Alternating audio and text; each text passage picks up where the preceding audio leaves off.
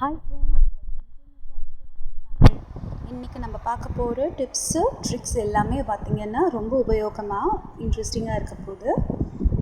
இன்றைக்கி பாருங்கள், நான் சாதத்துக்கு வேக வைக்கிறதுக்காக அரிசியை ஊற வச்சுட்டு அதை அப்படியே மறந்து வச்சுட்டேன்.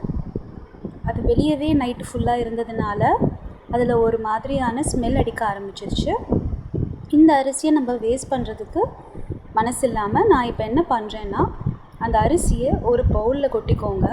இப்போ பாருங்கள், அந்த தண்ணி எப்படி ஒரு மாதிரி குழப்பாக இருக்குது, ஊறின தண்ணி.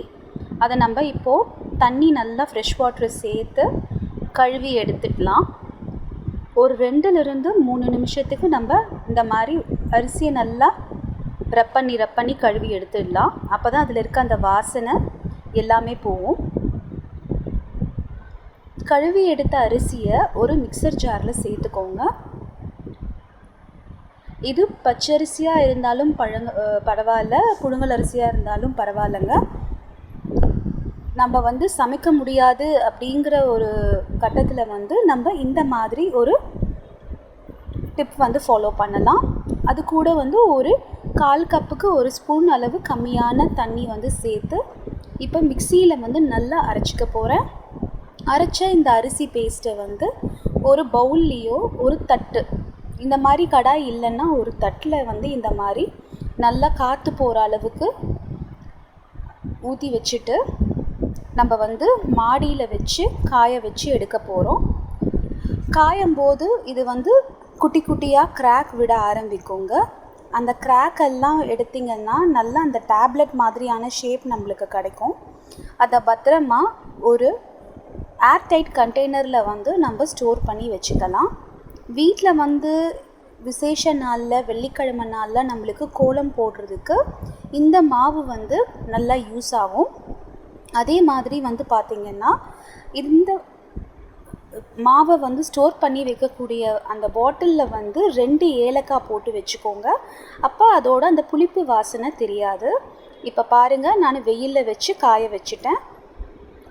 இப்போ நம்ம பெரும்பாலும் பார்த்திங்கன்னா, நம்மளோட துணி பாருங்கள், எப்போவுமே ஒரு சில சமயம்லாம் நம்மளுக்கு துவைச்சது நம்மளுக்கே சாட்டிஸ்ஃபையிங் இல்லாமல் இருக்கும்.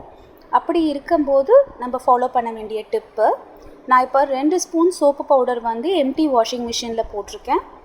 அதில் பார்த்திங்கன்னா, நான் கார்ப்பரேஷன் வாட்டர் ஊற்றுறேன். எங்கள் வீட்டில் போர் வாட்டர் சால்ட் வாட்டருங்கிறதுனால துணி வெளுத்துரும்.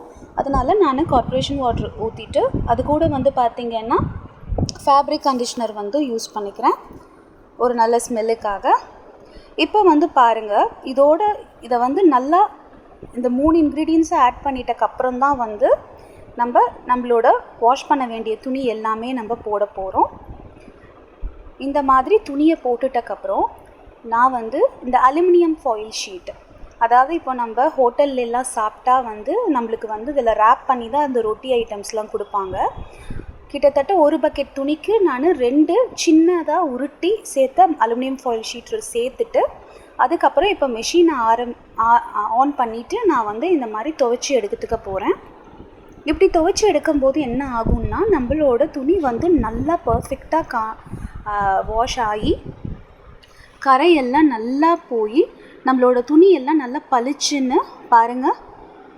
நைட்டியிலிருந்து எல்லாம் நம்மளோட அன்றாட யூஸ் பண்ணுற குழந்தைங்களோட ட்ரெஸ்ஸாக இருக்கட்டும், யூனிஃபார்மாக இருக்கட்டும், இது மாதிரி ஒரு டிப்பு ஃபாலோ பண்ணுங்கள். டெஃபினெட்லி உங்களுக்கு யூஸ்ஃபுல்லாக இருக்கும். இப்போ நம்ம கிச்சனில் பார்த்திங்கன்னா முருங்கைக்கீரை செய்வோம். ஆனால் பெரும்பாலும் குழந்தைங்களும் சரி பெரியவங்களும் சில சமயம் சாப்பிட மாட்டாங்க.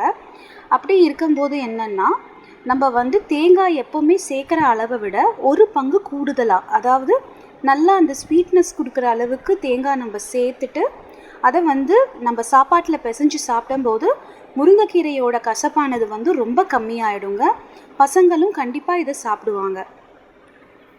அதே போல் வீட்டில் நம்ம சாம்பார் செய்யும்போது சாம்பார் கொதித்து ரெடி ஆகிற நேரத்தில் 1 ஸ்பூன் அளவுக்கு தேங்காய் எண்ணெய் சேர்த்துக்கோங்க.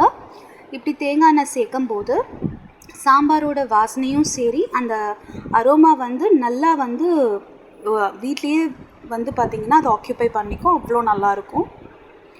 நம்மளோட டிவி ரிமோட்டை பற்றி அடுத்து பார்க்க போகிறோம். ஒரு சின்ன டிப்பு, டிவி ரிமோட்டோட பேட்ரி வீக் ஆகிட்டு நம்ம டிவி ரிமோட் ஒர்க் ஆகலை அப்படிங்கிறம்போது நம்மளுக்கு வந்து பார்த்திங்கன்னா என்ன செய்கிறதுன்னு தெரியாமல் இருப்போம். அந்த டைமில் தான் நம்ம கையில் புது பேட்ரியும் இருக்காது.